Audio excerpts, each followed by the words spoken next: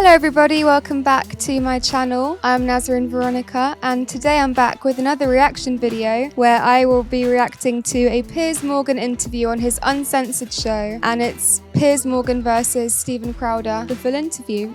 So yeah, I first got to know about Steven Crowder during the time when we were all told to stay at home, if you know what I mean.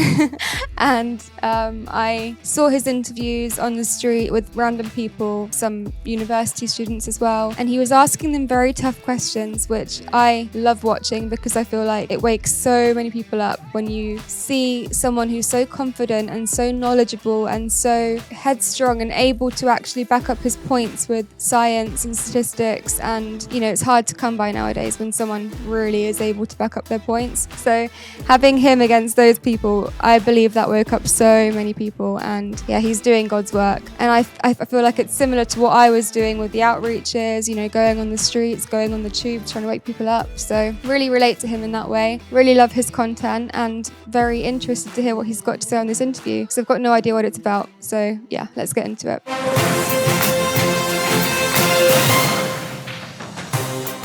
Welcome back to Uncensored. Last week I criticised Elon Musk's decision to allow the massacre-denying conspiracy theorist Alex Jones to return to X, formerly Twitter. Some people weren't happy. They included the influential conservative personality Steven Crowder. This is what he had to say on his show, Louder with Crowder, about me.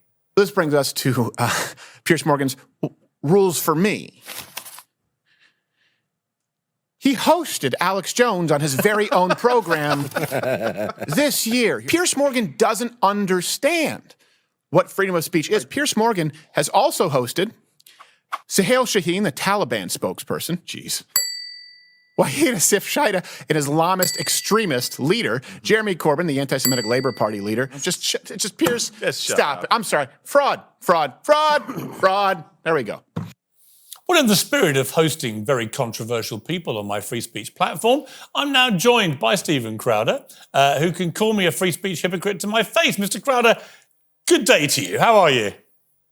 Well, thank you, Piers. Merry Christmas. And let me say off the bat, I do actually appreciate about you. Your audience may not know how rare this is, that you do these interviews live, you don't chop them up, you actually have a discussion, and I've been advocating for that my whole life, so really, I appreciate it. Those are steps in the right direction. Well, they are, and to be honest with you, the debate about what constitutes free speech and whether there should be limits, and if there should be, what they are, I think is really interesting, and a lot of people have strong opinions about this, and I'm perfectly happy to be proven wrong, or to at least have a debate with someone who's got strong views that don't necessarily tally with mine. So I welcome you to the programme. Let's start with your assessment that I'm a free speech hypocrite. So articulate to me why you believe that. I believe the word I used there was fraud. You earlier used hypocrite. Did I earlier? Okay, I don't remember saying it, but I'll take your word for it. And to some degree, I believe it. Look, I think that... Don't remember saying it, but to some degree, I believe it. Well, yeah. And look, what I already know he's going to explain his point so perfectly, like he always does. So yeah, no worries with the way he handles himself in tense situations like this. In hosting a show Uncensored, and I can't see you, but I know you put up the very festive holly leaf on the globe there. It is incumbent upon you. You will say, I believe in the concept of free speech. Now, I'll be very clear in my definition of free speech. It's the constitutional definition of freedom of speech. All speech is permissible outside of a crime. And we have very clear parameters, and these have been affirmed by the Supreme Court, as to what that is. That's a proactive call for violence. The crime is not the speech. The crime is the action causing violence on purpose. Outside of that, everything is permissible. But for a show Uncensored, and I know that you've said there's a difference between across the pond there, and obviously in the United States, we have a First Amendment that you don't. How would you define freedom of speech? Well, I don't think we're as far apart as you think. I mean, you talk about the First Amendment not protecting, for example, crime. It's a little bit more complicated. For example, it doesn't protect you if you deliberately defame somebody. And my argument about Alex Jones in particular was that he's just been punished with over $1 billion fine in one of the biggest defamation cases in modern American history for deliberately telling lies about the families of the poor victims of the Sandy Hook massacre over a sustained period of time, which led to them getting direct harassment. I find it quite ironic that Piers literally defames people for a living. I know that's quite a statement to make, but I believe so. Like, I think he is quite disingenuous in the way he interviews people, and I think he does twist things very often, and he makes points which aren't really there and which he cannot ever prove. He just believes things and says them like they're fact. I believe that's defamation, and I think there's so many people who could sue him for the same thing, defamation, but he fails to realize that he thinks he's Mr. Perfect who never defames anyone, and anyone who defames anyone should be done and should have their freedom of speech removed. Like, he's saying he shouldn't be allowed back on Twitter again. Hello. So yeah, it's quite ironic. And other criminal activity. So I was joining all the dots there of his particular situation, and I concurred with Elon Musk's original view when he was asked about it when he first bought Twitter last year, which was he was not going to allow him back on. He's now changed his mind, but my opinion was based on the Constitution of the United States not protecting you if you are guilty of defamation. Well, okay, so I'm going to have to take the rounds out of that magazine from how loaded that question was, and so much misinformation there. And that's the beauty of the freedom of speech. You can say that, you can speak misinformation, and you have the right to, for example, saying he knowingly lied. Look, I'm not in the business of defending everything that Alex Jones has said, okay? But if you're going to say the 22 minutes out of 8,000 hours of broadcast time for which he apologized, acknowledged that he was wrong, constitutes what you are saying is proactively lying, that is a very dangerous precedent. How can he say he knowingly lied? Like, how does he know what's in his mind? He's basically making out that this guy, Alex Jones, he knew that what he was saying was not true, and he was saying it anyway to try and like get people to go against these families of the Sandy Hook massacre. He's saying he knew he was lying and he was spreading this misinformation anyway. So how can he ever prove that? He's just saying things to say things. He can't prove that he knowingly lied. I don't believe anyone would knowingly lie about that just to be taken to court and then admit they were wrong after. Like, I think, yeah, that's defamation in itself. Let's be honest. Like, he's saying that someone is evil enough to knowingly lie about children being unalived. It's just not true. Yeah, but it's not accurate. Hang on, Stephen. It's not accurate. Stephen, he did deliberately lie for a sustained period of time, for years, about these families. He knew Sandy Tell me how Hook. he deliberately lied. He knew that. Tell me how he deliberately lied. And he was found to have deliberately lied. Tell me how he deliberately lied. He knew how. He can't even prove what he's saying right now. He knew he was lying. He knew he deliberately lied. I don't believe anyone could know that, first of all, knowing that they would be taken to court afterwards. Like, you wouldn't say something knowing that it's a lie if you know how dangerous the consequences would be. And he's now saying this, that Alex Jones is basically evil to the point where he would lie about things like that. It's crazy. He can't ever prove that. He's literally defaming him right now as we watch this. And by the way, in his defense, Tell me how he deliberately lied, please. In his defense, he tried to play the First Amendment card, and it was rejected by the judge. Rejected. Tell me how he deliberately lied, please. Because he knew that it wasn't a hoax. He knew the massacre had happened. Incorrect. Let's listen to what he said. That's incorrect. Let's play what he said. Hook, it's got inside job written all over it. Sandy Hook is a synthetic, completely fake, with actors, in my view, manufactured. I couldn't believe it at first. People just instinctively know that there's a lot of fraud going on. But it took me about a year with Sandy Hook to come to grips with the fact that the whole thing was fake. Where does he knowingly lie in there? How does that prove Piers' point? That just, in fact, to me, it disproves his point even more because he seems so convinced that what he's saying is true. So Piers is literally embarrassing himself right now, as usual. The thing was fake. Repeatedly. A series of different shows he did. You still have an answer. That doesn't prove that he knowingly lied anything. But Look, Alex Jones is wrong Stephen, about a lie. You're a very smart... Alex Jones is wrong about a lie. Stephen, you and I disagree. But he's also... Stephen, you and I disagree. Hang on. Believed it, and I'm then going to respond to wrong. you. You and I disagree about many things. We agree about many too, right? But on this point, you're a very smart guy. I wouldn't question that for a moment. You and I both know Alex Jones knew that was not faked Sandy Hook. You and I This is how you know it's mainstream media. Like, he's literally twisting things to the point of making out someone's evil with nothing to back his points up. He has nothing to prove that Alex Jones knew he was lying. Nothing. He's just saying it to get a reaction, to manipulate people's minds who are watching this right now. Because there's people who, if Stephen Crowder was not as strong as he was and was not as knowledgeable and as intelligent and as good at defending his point as he is, if it was somebody else there who maybe is not as intelligent as he is, people would watch this and Piers would be able to convince people that Alex Jones knowingly lied about this. That's the crazy thing. You can tell he works for mainstream media. It's another mainstream media tactic to, again, defame people, and he's doing it right now, and it's really, really hard to watch. Both know that. So I have to spit the words out that you just tried to place in my mouth. I do not know that. I don't agree with the premise, and you have yet to prove it. Here's the beauty, though. I don't have to prove it. Even if you were The to court commit proved defamation, even if no, it didn't, and even It did. assuming It that found you him don't guilty discuss of the caps defamation. with your audience, and I'm going to continue speaking as though we're having a dialogue. Even assuming that you don't discuss the caps, that he would never pay out the far lower settlement that they have decided they would allow, considering this will go to a superior court and will get thrown out. Even if you allow all of those things, here's the beauty of the First Amendment. Here's the beauty of the First Amendment. Even if you at one point commit defamation, you still don't forfeit your right to speak going No, you forward. don't. You No, lose I a agree. fundamental human right. I agree. And that's Stephen, not why he was banned from. That's not why he was banned from Twitter. I You know that. He was banned from Twitter. He was banned from Twitter for having a pop at some guy from CNN. I don't care about that. I'm more interested in why Elon Musk tweeted when he bought Twitter and was asked, will you bring back Alex Jones? He said, no, I won't allow somebody back on, having gone through the pain himself of a child dying in his own arms, one of his children. He wasn't going to allow someone who profited from the pain of dead children to be back on the platform. He then changed his mind, which he's allowed to do. He owns the platform.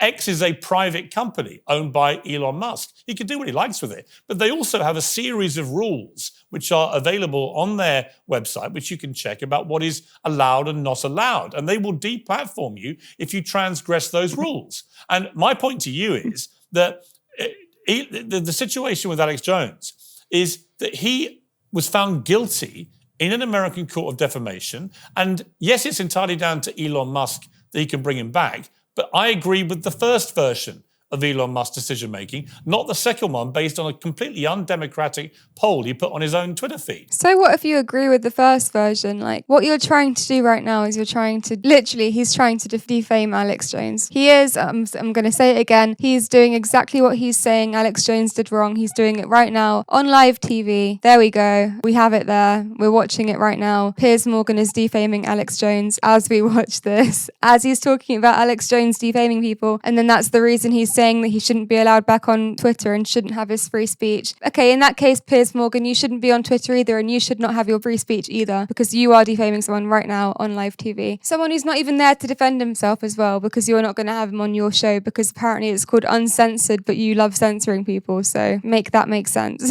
Well, I agree with you that it shouldn't be left to a democratic poll because the First Amendment is not subject to a vote. Right.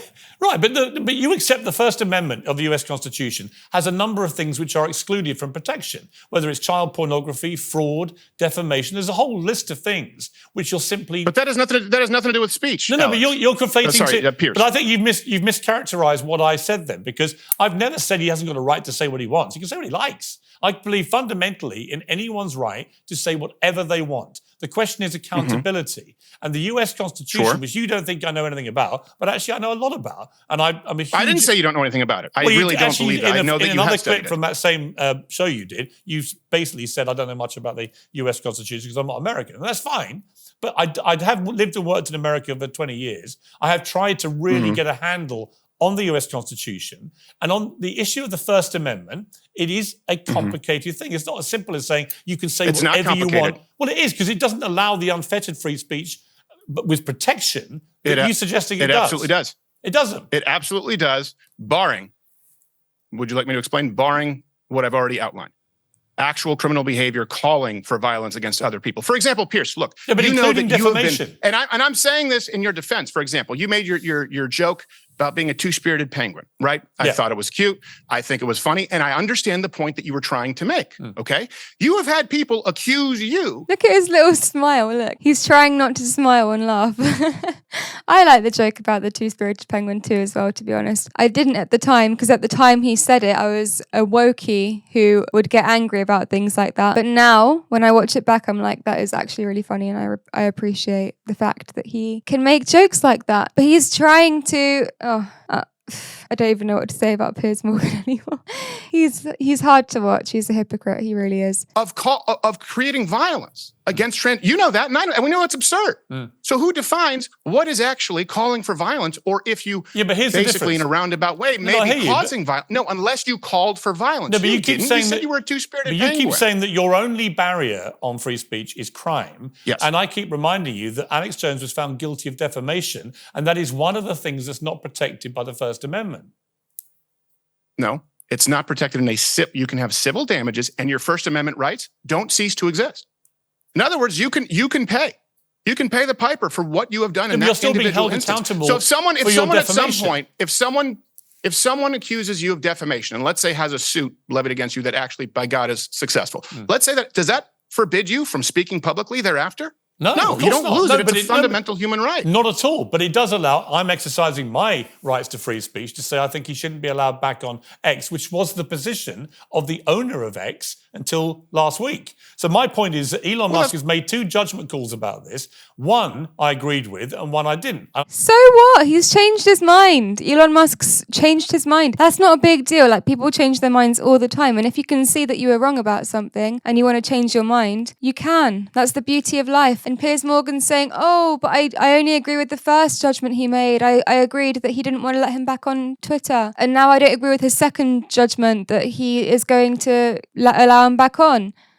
Who cares? Who cares, Piers Morgan? Who cares about what you think? That doesn't change the facts. The facts are he is back on for a reason. Elon Musk is a very intelligent guy. He knows what he's doing. If he wants to allow him back on, there's a reason for that. He's not just doing it for no reason. Come on. Why are you still going on about this? Why, get over it. I'm exercising my free speech rights to say I don't agree with it. You are. And I completely support your right to that. The problem is Elon Musk changed his mind in the face of new information. And if we want to have productive dialogues, we need to you know what? This is one thing I often ask. And by the way, I think that none of this is a gotcha for Twitter clicks. I hope to God it's not. How often, when you were on CNN, or how often when you were on your morning show there in the UK? Or how often do you see on any news network someone say, you know what?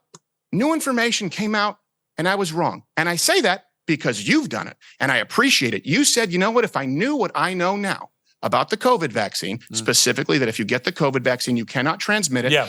If I knew that was incorrect, I wouldn't have espoused the views that I did. I think that's a beautiful thing. And I think the problem that we have in today's society is not wanting to allow people to be wrong, to make mistakes. In the realm of comedy, look, good jokes and bad jokes come from the same place. Sometimes you have to risk something and it's not funny. Yeah, but I agree Sometimes with you about all that. express an opinion. Yeah, but I agree with you about all that. Sure. I agree with that. I tell you, that's really the bedrock of this show. Musk can do whatever he wants with his own platform. It comes down to this. I think, and if you look at the historical record, I think it is far more dangerous for society to engage in a culture of censorship, of viewpoint discrimination, than it is to allow people to speak freely, barring the committing of violent crimes. I think that we see a far worse dystopia in our future if we allow the government and these big tech platforms to determine who can speak and who cannot. And we've seen some very clear examples of this. If you give me 30 seconds, let me lay this out for you. For example, I don't think they have the right to, for example, Twitter, Facebook, YouTube. Here's why. They benefit from Section 230. Now, I know you have a lot of fans in the UK. They may not be familiar with this. Let me explain what it means. They're basically treated like public utilities, meaning that they have immunity from liability for someone saying something on their platform. For example, AT&T here in the States can't ban you from their phone service because your racist Aunt Tilly drops an N-bomb after a few drinks at Thanksgiving.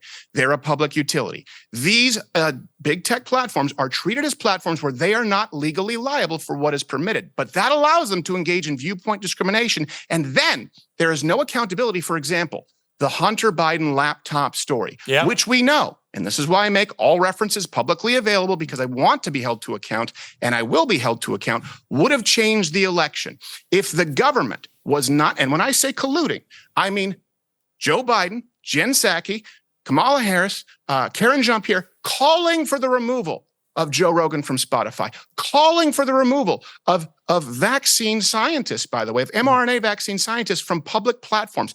If all information was allowed to be transmitted freely, like the platforms, as they are treated under our legal precedent here and Section 230, guess what? Donald Trump would be president. I'm saying this as a matter of record and fact. Millions of people would not have gotten the mRNA vaccine, specifically men under 30, and lockdowns would have lasted days, weeks, not years. That is irrefutable, but you had the government and these platforms deciding which views were allowed and which views weren't. And I don't think I should be allowed, you should be allowed, and certainly not the government colluding with 5 companies who control over 90% of the information in the digital sphere. It is terrifying to me. You know what? I can't believe he's saying all this on live TV. Like, how did he get away with that? I don't think he'll be allowed back on, though. That's for sure. When I went on my Talk TV interview thing, I went once and never again. Apparently, I've been banned from Talk TV now because I said some pretty controversial things. I may have accused some people of being unalivers, if you know what I mean. You can maybe find my Talk TV interview somewhere. I mean, it keeps getting deleted from everything, but I think someone's posted it somewhere, so you can find that. But I've now been banned from Talk TV for saying similar things to this. Similar things that you're not allowed to talk about. So I don't think he'll be allowed back on, but I really, really commend him for being courageous enough to say these things on TV and not care about the money, because that's the most important thing we can do right now. Wow. Wow, wow, wow. You think I'm an absolutist? I think I'm reasonable. No, I don't. I actually don't think that's unreasonable at all. In fact, I have written numerous columns about the outrage of the New York Post having that initial expose of Hunter Biden's laptop censored by Twitter, as it was then, for 2 weeks right before the 2020 election. You know, I've said to Donald Trump to his face, never mind the stolen election bullshit you keep trying to pretend happened. I said, focus on that, because that probably swung the election, because it stopped the media investigating properly what was going on with Hunter Biden in Ukraine and what his father's involvement would be. I think that could have swung the election. So I absolutely agree with you. Let me give you a funny story about it. And not only could it would have, according to Dr. Epstein. Do you realize? Now, I'm a comedian, right? This show, that's why I appreciate you said, hey, you got to chuckle from our segment.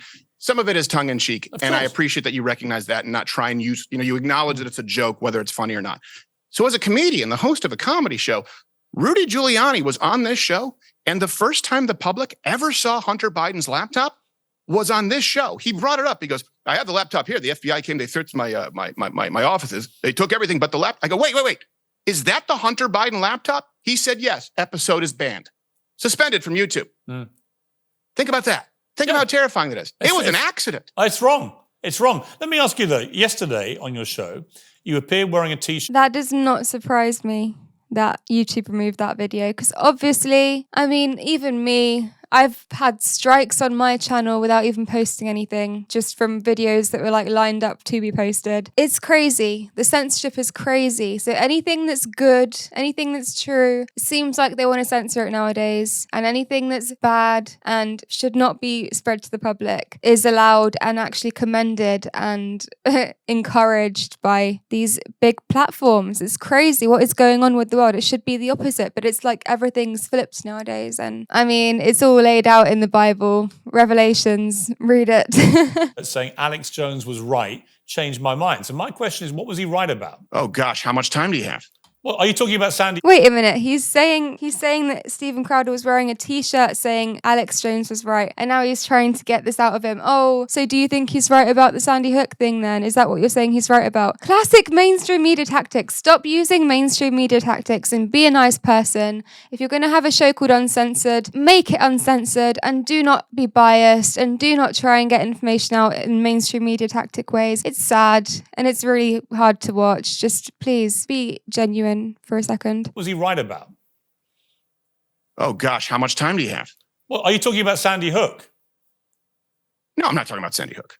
He said he was wrong about Sandy Hook. Right. He apologized for Sandy Hook. When he was sued, he said he was eventually, wrong. But I'm saying obviously the shirt wouldn't be addressing that. If it's he says I was wrong, it would be awfully daft. But what are you alluding to then? I'm alluding to, for crying out loud, if you talk about intelligence agencies spying on Americans, if you talk about what we've done with South American countries, as allowing the spread of STDs, for which Hillary Clinton apologized for, if you talk about nation building, where there have been underhanded deals with nations who don't have our best interests at heart, I mean, it's, take your pick. I don't believe that, for example, George W. Bush was next to the Twin Towers with an Acme plunger. No, I'm not that kind of a conspiracy theorist. But when Alex Jones said, look, you are going to be corralled into social media ghettos and lose your right to speak, he was right. He's right about a lot. And I will say this, he's been wrong about plenty. I am not here to defend everything that Alex Jones has ever said.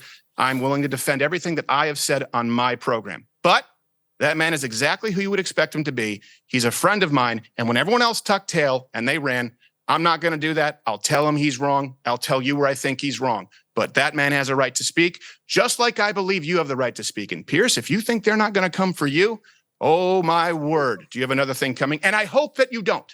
I genuinely hope that you don't. Well, I mean, I've had people say that I was a hate speaker because I said soccer was gay. I do. I think so. You think soccer's gay? Homosexual, yes. You know what? That's a whole other debate, Stephen Crowder. Let's have a debate about whether soccer is gay. And if it is, by the way, I would be happy to embrace its homosexual side.